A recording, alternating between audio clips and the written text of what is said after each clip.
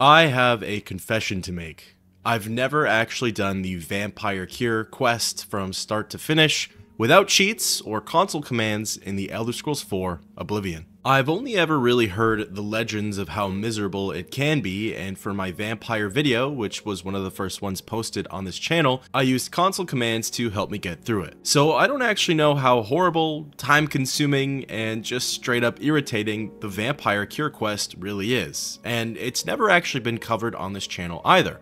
So I figured for today's video, I would go out and contract porphyric hemophilia, wait the 3 days to become a full-on vampire, and from there, go throughout the quest. Along the way, I'll talk about my experiences, my trials and tribulations, the stuff I thought was easy, the things I thought were hard, and then at the end, when I've cured, or if I've cured my vampirism, I'll give my overall thoughts on whether or not this quest was really as bad as people say it is. Also for this video, I'm going off the cuff, there's no script, so it's just me, my emotions, my thoughts, and everything involved with this questline. So to give you a little bit of background as to why I'm doing this video, first and foremost, it's actually a quest that's never been covered on this channel. Sure, I briefly discussed it in my Is Vampirism Worth It video, but I've never actually gone through the full dialogue, the motions of securing the necessary ingredients for the actual cure, and most importantly, I've never actually gotten to experience the pros and cons of being a vampire in Cyrodiil. And that brings me into the second part as to why I'm doing this quest. If you've been following along with these videos,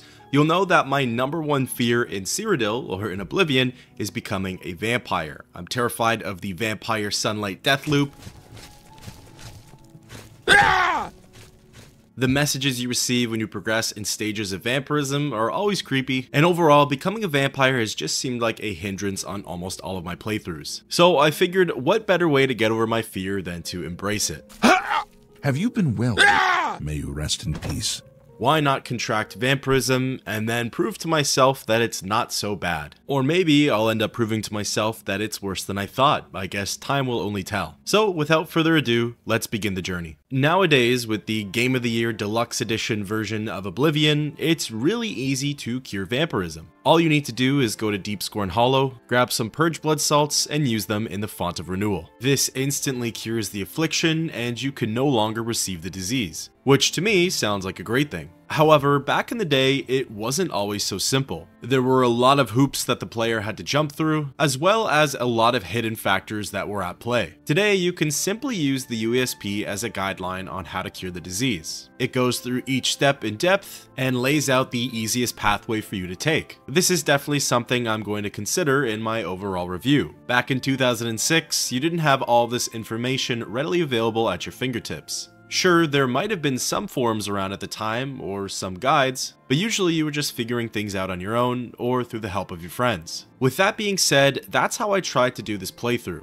I tried to use as little external information as possible, and to be completely honest, it wasn't very easy, nor was I always successful. The first thing I set out to do was contract porphyric hemophilia. I have a few burner characters loaded up on my game, so I decided to go through with Bringle, my stealth archer wood elf. Knowing of a few vampire dungeons, the closest to my current location was Memorial Cave. If anybody's curious on Bringle's stats, I believe he's around level 1 or level 2, as fairly basic gear. All of his skills are no more than Journeyman or Novice, and he is the Archmage of the Mages Guild. However, I wouldn't get too tied to Bringle if I were you. I only realized after stumbling through this entire dungeon that Bringle actually has a 75-point resistance to disease. So that means it's going to be very, very difficult for him to contract porphyric hemophilia. This discovery was rather unfortunate, as I actually really wanted to go through this questline with a stealth archer. So needing to pivot, I created another canon lore moment. Caius Cosades, the man, the myth, the legend, all the way from Vardenfell, brought back to the Imperial City, decided to be the guinea pig. With his inferior imperial blood, I figured I would contract porphyric hemophilia in no time, and that's exactly what happened. Upon stumbling across the first vampire in Memorial Cave, a few hits and my new fate was sealed. Well, almost. In order to cement my undead status, I needed to rest or sleep for 3 days straight. Obviously, that's no issue and was probably the easiest part for this entire thing. After those 3 days, I got that aforementioned creepy message that essentially said I am now a vampire, good luck. maybe making the transition in the arena wasn't the best idea. Caius's urgings and cravings were off the chart after seeing the Red Room. Now, something important to note is that this is my story. This is the story of my Caius Kosates. He doesn't have much going for him. He literally has nothing except for the title of Grand Champion and now the light raiment of valor. Wow, you're the Grand Champion. I saw your fight against the Grey Prince. I feel like every vampire needs a minion, a cattle of sort, and I chose the Adoring Fan as mine. Little did I know that he would end up being the unsung hero for this whole playthrough. Now, in order to actually start with the quest, I needed to go and speak with a healer. Technically, you don't need to, but that's how I wanted to do it. So, randomly picking Sirach in the Bruma Chapel, I approached the Man of Faith and began asking my questions. A cure? You mean besides death? Such a thing is beyond our control. The body is so warped by vampirism, few would be able to revert its effects. Even fewer would care to try. The Guild of Mages might know more. Speak with Reminus Polus. He may be able to guide you. With that, I was on my way. Heading to the Arcane University, I sought out the Master Wizard. I'm pleased that you would ask. There is a way, though it's not known to me. Count Isildur of Skingrad has done the most recent research on a cure, I believe. He's what you might call a vested interest in the subject. I suggest you travel there and seek an audience with him. Given your condition, I believe he may assist you. Getting sent over to the next person, I fast traveled to Castle Skingrad and spoke with the Count's assistant, Howlers. I'm afraid the Count does not see anyone without an approved appointment. Do you have an appointment? I see. Please, wait here one moment. I shall speak with the Count. Wanting to pass the time, I turned to the Adoring Fan for some sort of ego boost. However, this was where I spotted something that I've never noticed in the game before. I had no idea that followers could actually talk with other NPCs while they were actively following you. Getting a little jealous, I rose a hand against my assistant. Stop! Tomfoolery aside, I decided to speak with Mercator in order to make him jealous. As you could tell, there wasn't a whole lot to do while I was waiting for the Count to come over here. I also witnessed for the first time an NPC's facial expression change as I approached them with my weapon drawn. I'd never actually noticed this detail before. Again, there's so much that I need to learn about this game still. After what felt like a couple of minutes, Howlers finally returned, yet the Count wasn't with her. Curious on what the holdup was with Janice, he finally appeared from the castle doors, and we got to speaking. I understand you're looking for a cure for vampirism. This is fortunate, as I also seek the cure. I wish to tell you a story so that you might understand why I would trust you with my secrets. Would you hear it? More than 50 years ago, my wife Rona and I were both turned into vampires. While I came to embrace the changes in myself, she did not. She hated what she had become and refused to feed to keep herself healthy. She eventually slipped into a coma from which she is not awoken. My trusted servants have cared for her all this time, but I wish for her to at last find peace. The cure is for her. I have researched what I can, but acquiring the cure is beyond my grasp. I cannot risk drawing too much attention to myself. So I would ask that you take up the search on my behalf. If you are successful, I will reward you in whatever small way I can. Will you aid me? What little I have discovered points to the witches of Glenmoral. In the past, they have been capable of creating a cure. I have searched for these witches throughout Cyrodiil, but no coven still exists within its borders. There may be one left. I have unconfirmed reports of a woman seen near the Corbolo River who fits the description of these witches. Seek her out and learn whether she can help. She lives somewhere along the river, east of the Imperial City and south of Cheydinhall. If you are successful in finding a cure, report to my steward. You have my thanks. Alright, now we're finally getting somewhere. As a side note, Count Janus Hasseldor is probably one of my favorite NPCs in the game. He's a smart guy, he has a very interesting background, and of course, he lives a double life as a vampire and the Count of Skingrad. I do have a lot of questions about him though. Was there no way to cure his porphyric hemophilia? Was he out in the field while it happened? Did he willingly become a vampire? Why did he choose this lifestyle while his wife chose the opposite? There's a lot of questions that I'll probably never receive answers for. The place I'm currently headed to is called Drakelo. It's a small settlement just off the side of the Carbolo River. Now, if you're a high-level character, odds are that you have an abundance of locations nearby that you can fast travel to. However, if you're level 1 or level 2 like me and fresh out of the prison, it comes as a bit of a far walk. There are no crazy or intense NPCs or enemies along the way, but it is rather time consuming. Drakelo consists of a singular hut as well as a small patch of farmland. The only person here is an old woman named Melisande. However, she's a lot more than meets the eye. What brings you to this neck of the woods, sir? Oh my. What makes you think I would know about such a thing? Oh, my dear, I gave up witchcraft a long time ago. But a cure for vampirism, that's something I haven't thought about in quite some time. Very challenging and potentially dangerous. If you do a little something for me, I'll help you. How does that sound? I have my own interests, and they occasionally require resources that are difficult for me to acquire. Soul gems, for example. If you can bring me 5 empty grand soul gems, I'm quite sure I can help you with this cure that you seek. I shall await your return. It's all starting to make sense now. The first real task of the quest, and I'm supposed to retrieve 5 empty grand soul gems?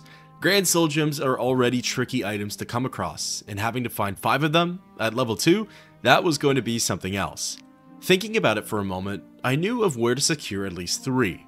The Arcane University lobby has a couple locked away in a display case. So, while the adoring fan was yapping away with Bothil, distracting her, which in this case worked in my advantage, I broke in and took all 3. Maybe my little Bosmer companion wasn't going to be so bad after all. However, there was a kicker when it came to those 3 vessels. It turns out 2 of them are actually filled, and filled soul gems simply will not do for Melisande. So I was brought back to sort of square one and needed to find 4 more. Thinking that one of the stores in the marketplace might have a few for the taking, I waited for nightfall. Although, this was when the real trial began. I guess it had been a full 24 hours since I turned into a vampire, and now stage 2 of vampirism set in. With that came some cool new buffs, but it also came with sunlight damage. And to be honest, my character's health was dropping a lot quicker than I thought it would. Just by the skin of my teeth, I managed to leg it into the bloated float before the sun could kill me. It was actually pretty scary. I thought for sure I was a goner, and now I had to change my entire game plan until I could find an NPC to feed on. Going under the cover of night out into the marketplace and breaking into some of the stores, I thought for sure I'd land on a few grand soul gems. However, after checking the obvious places, no dice. Now again, it totally goes against the challenge that I set out for myself, but according to the UESP, especially at lower levels, there's actually only a handful of places where you might find some. Stop right there, criminal scum! What's more, the soul gems actually appear in these locations after Vampire Cure has been started. So if anything, it was like the universe was calling out to me. Of the 3 nearby places to Drakelo, the first one I entered was Squandered Mine. I was mostly just fighting bandits, dogs, and nuisance creatures, so it really wasn't too tricky to navigate. Getting some rest though, I progressed to stage 3 of vampirism. Of course, this comes with more sunlight damage. However, the buffs that it provided actually came in handy. The fortification of strength worked wonders for my hand-to-hand skill. I was punching my way through these bandits like they were nothing. That was the main thing that aided Caius with the progression of vampirism. Of course though, there are spells and buffs to other attributes that can help other playstyles. But I have to say, it made my time going through this dungeon really simple. Eventually I found the lone grand soul gem and now only needed 3 more. Exiting Squandered Mine, reality set in when that sun damage started draining my health rapidly. I knew there was no point traveling around during the daytime, so I ran back into the cave and waited for nightfall. The next area I set my sights on was the alien ruin of Nornal. Nornal felt pretty similar to the experience I had in Squandered Mine. Instead of bandits, I dealt with marauders, there were more nuisance animals, and of course the occasional undead. I didn't have to do as much exploration exploration to find this dungeon's Grand Soul Gem. It was in the second zone, and it only took a matter of minutes to get there. The third and final dungeon that I learned of was Crayfish Cave. This one was a little further than Squandered Mine, yet closer than Nornal. Due to Caius's level, Crayfish Cave mostly held imps, so again, the fighting really wasn't that bad. Something I'd like to reiterate though is that although I'm making it seem really simple and easy to find these Grand Soul Gems, I really would have had no clue where to look if it weren't for the online forums. In no way does the game tell you that these 3 vessels have spawned in these specific dungeons, so back in the day you might have only really figured that out through word of mouth. Of course, if you are a higher level, it's a whole lot easier to secure them. You can find them in random chests, merchants sell them. Even with some of the official plugins, they're fairly easy to obtain. So even though I'm going through the motions and completing this quest without the use of console commands or cheats, I have an advantage over the me that would have done it back all those years ago. Now, returning to Dracelo, I witnessed Melisande in a deep sleep, and I figured might as well take advantage of it. Feeding on her, I reverted back to stage 1 of vampirism, and for now, didn't have to worry about any sunlight damage. I've expressed my thoughts before on feeding and how it makes no sense that it essentially debuffs you. You would think that by feeding and nurturing yourself, your character would only get stronger. However,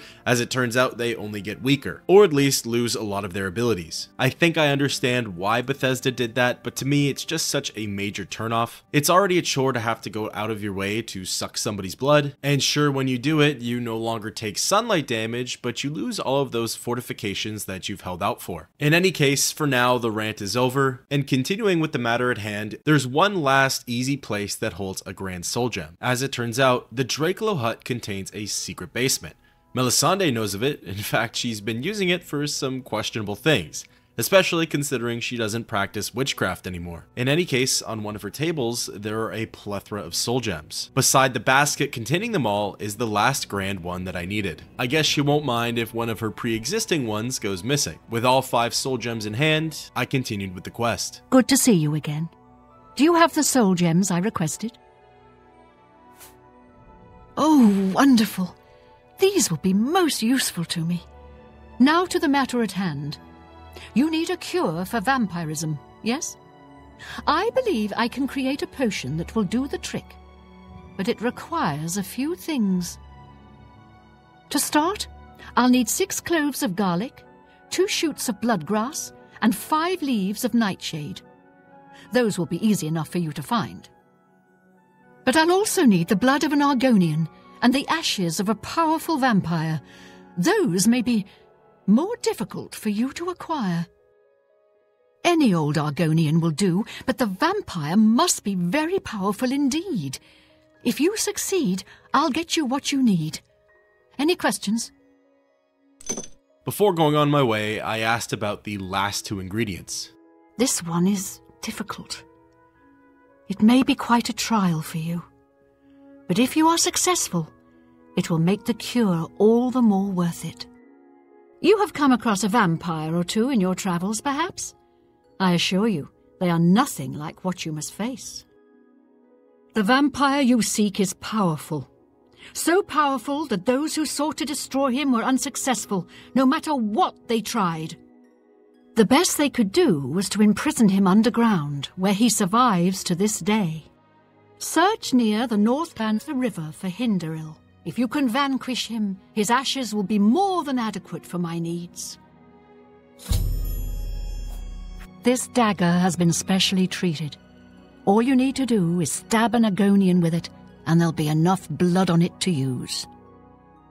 Any old Argonian will do, and you needn't kill it, but do be careful.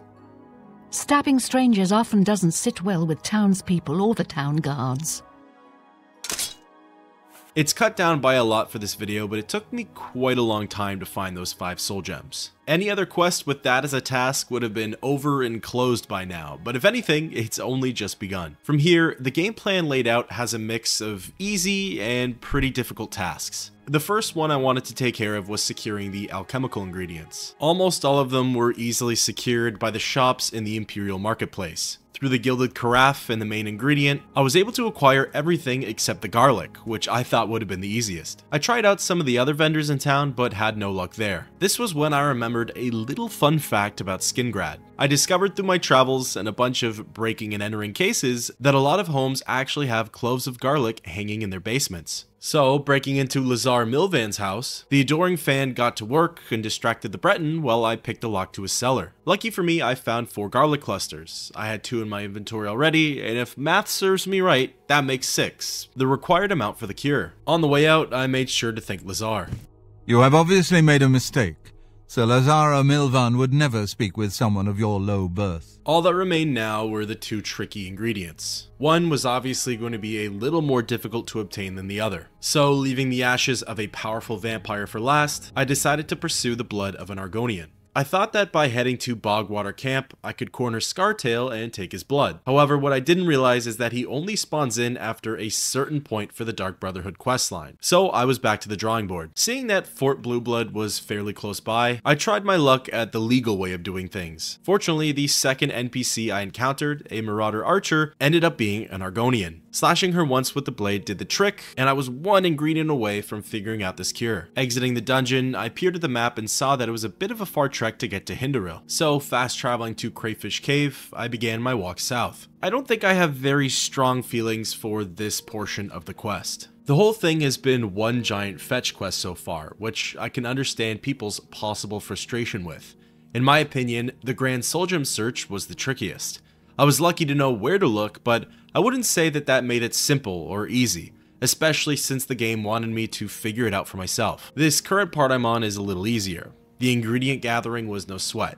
They cost very little at the shops and are a simple theft job otherwise. As for the blood of an Argonian, I thought that that part was unique and probably the most interesting. I suppose their natural resistance to diseases serves as a powerful property in potions meant to fight off afflictions. Now, I was out looking for the vampire Hinderil in the middle of nowhere. After a lot of walking, I finally landed on Redwater Slough and went on inside. Of course, my trusty sidekick, the adoring fan, was with me to light the way. Now, before venturing off to fight my undead brethren, I decided to use vampirism to my benefit. I forced to wait for a couple of days and progressed through all of the stages until reaching level 4. This was kind of thrilling, and it was neat to know that I could receive these helpful buffs so easily. Rolling through the dungeon, I was able to smack down every single opponent I came across pretty easily. Again, being level 2 helps with that, as pretty much every enemy at this point is fairly nerfed. Most of the NPCs in here were vampires, surprise surprise. It did give me a peace of mind knowing though that I couldn't contract any further diseases from them, so I almost felt emboldened in the fights. During a lot of these dungeon runs, enemies would aggro onto the adoring fan, leaving me on my own. This was where I'd utilize his tanking abilities, so then I could swoop in and be the DPS. Almost every single time, it worked without a hitch. That is, until I got to the hitch.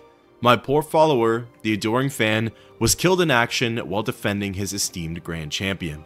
Truly gone, but never forgotten. Literally and metaphorically carrying his torch, I meandered a few rooms over and spotted a secluded Hinderil. Getting ready for potentially the fight of a lifetime, I warmed up my right hand and squared up for the brawl. He must have been intimidated or something because upon seeing me, the Altmer booked it out of the room and across the dungeon. Following closely, it turned out that the coward needed to collect a weapon for our fight from a fallen comrade. However, Caius was good and Caius was quick.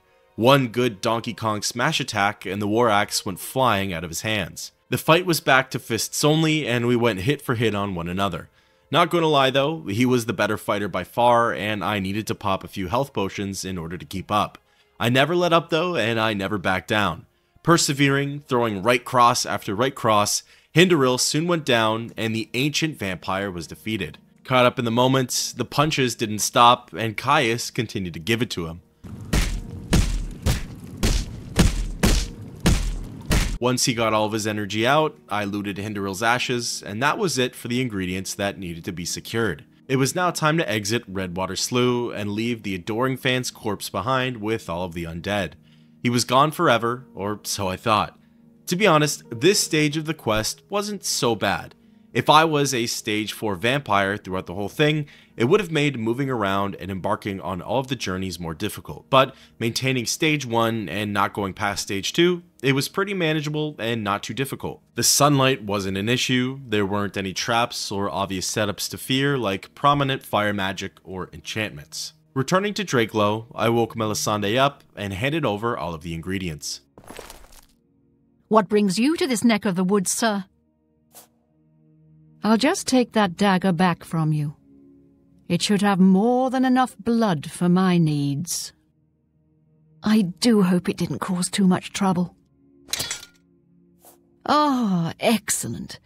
I hope getting it wasn't too much trouble for you. Wonderful. I do hope you didn't try to eat any of it. It can have very nasty effects on one such as yourself. Hinderel is destroyed? You are indeed a force to be reckoned with. I shall take the ashes. Finally, some part of him can be put to good use. I have everything I need. Now all that remains is to brew the potion. This, however, is a task with which you cannot assist. Give me 24 hours. I shall have the potion ready for you then. This next part was easy enough. Unfortunately, being in Drakelow was considered trespassing, so I had to go and force a 24-hour wait in Squandered Mine, disappearing into the shadows like the undead abomination that I am. My theory is that the developers knew that players would use Drakelow as a safe haven from the sun whilst embarking on this quest, so they made it an illegal property to be inside of at all times.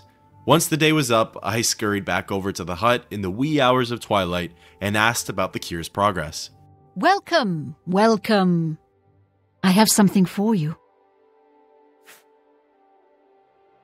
The cure you seek is ready. I'm quite pleased with the results. The batch came out larger than I'd expected. There's enough for 2 doses of the potion. Unless I'm mistaken, I believe this dose is promised to someone. Should you ever have need of another for personal reasons, I can provide it. Our work here is done. You should be on your way. With the dosage of the cure secured, all that was left was to hand one over to Janice Hasseldor and then use the other one to rid myself of the disease forever. Exiting Drakelow, I fast traveled over to Castle Skingrad, and this was where I encountered arguably my most difficult trial yet. The sun was bright, the rays were hot, and the time was about midday. My health was draining faster than ever, and I needed to take shelter. Sprinting to the castle, I got to speaking with Howlers, the Count's stewardess, right away. Welcome back. Have you completed your task for the Count? Yes, it seems that you do. The Count will be pleased. Please, follow me.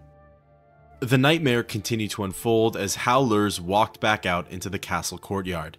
I attempted to follow her, but she was strolling around at way too slow of a pace, and I couldn't keep up with the healing demands. Running back into the castle and forcing a wait for full health, she eventually got to the secret door and let me on through. The Count awaits within. Please do not delay. Scurrying into the Chamber of the Lost, I was brought to a narrow pathway leading to a tiny small hidden room. This little area contained Count Hasseldor, Melisande, and Rona Hasseldor. The atmosphere was heavy, and you could tell that what was going to happen next was going to be intense. When ready, I spoke with the Count. Time grows short. The cure must be administered as soon as possible. Please, hand it over. Melisande has agreed to help revive Rona long enough for her to drink the potion, and finally be at peace. If you are quiet, you may remain. Now stand aside. I can bring her around for a short time. You must be quick.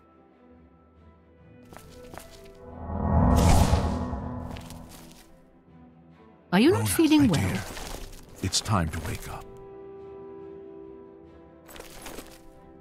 What? Janice, please, no. Oh, let me sleep. Oh, please let me sleep. It's all right. It's all right. I've come to give you peace at last. I can rest. Truly. Yes, my dear. Just drink this, and it will all be better. Oh, Janice, thank you. Thank you for saving me. Is everything all right? You look a bit ill.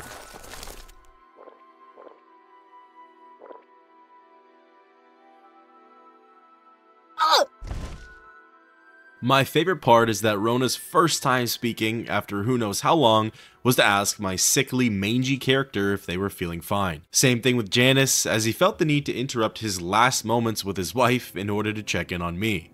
When things were cooled off a bit, I spoke with Hasseldor once more. My wife. My beautiful wife. Now is not the time for discussion.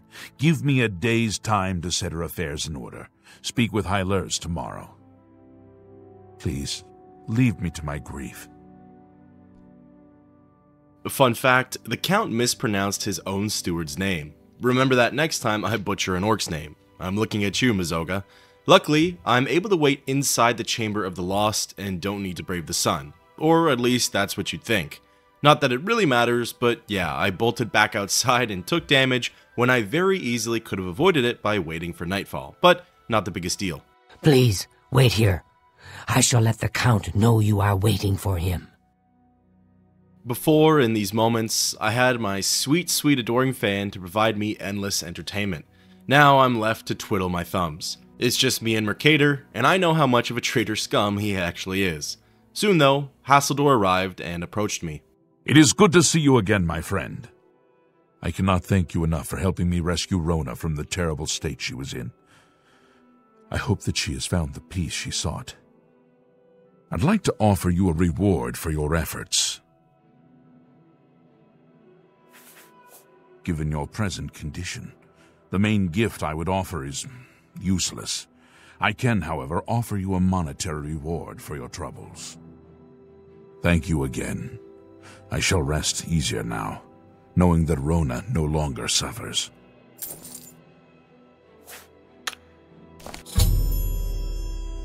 Having helped the Count achieve his one and only goal in life, allowing his wife to rest as a mortal, a task he sought out to do for over 50 years, he was kind enough to gift me 250 gold. Maybe if I'm lucky, I'll be able to afford 4 weak healing potions. Jokes aside, that officially ends the quest, Vampire Cure. All that's left for me to do now is to take my dose. Wanting to end it where it all began, I traveled over to Drakelo and entered the shack. I got my undead evil desires out of the way one last time, reverting Caius to a stage 1 vampire. This was when I noticed that my sidekick, the adoring fan, was alive and well. I wanted to be happy, but seeing as how he was struck down in a cave filled with vampires, I'm quite suspicious that he's now a creature of the night, but there's no real way to tell. In any case, with all of the homies present, I went into my inventory and slugged back the cure for vampirism. Caius was back to his normal old imperial self, and he never has to worry about contracting porphyric hemophilia ever again. Of course, there's still every other disease, but we'll worry about those when we get to them.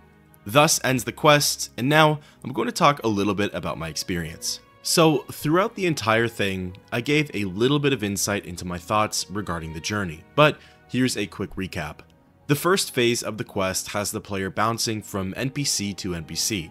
I went from a healer to Ramidus Polis to Count Hasseldor over to Melisande. Nothing about this part was particularly tricky. Nobody needed to be persuaded or bribed into giving me the information that I needed. Of course, a variable for this part and the entire quest would be what stage of vampirism you're at. For me, if I was at stage 2 and above and had to travel all around Cyrodiil like that, my speed and efficiency would have been hindered. I would have had to constantly take in shelter during the day and have located suitable places to wait for nightfall. Again though, while annoying, not that difficult or tricky to deal with. The next part was, in my opinion, the most difficult task of all, finding 5 empty Grand Soul Gems for Melisande. Grand Soul Gems are a little easier to come across when the player is a higher level. My character was only level 2, so random Soul Gem drops weren't really things that I could count on.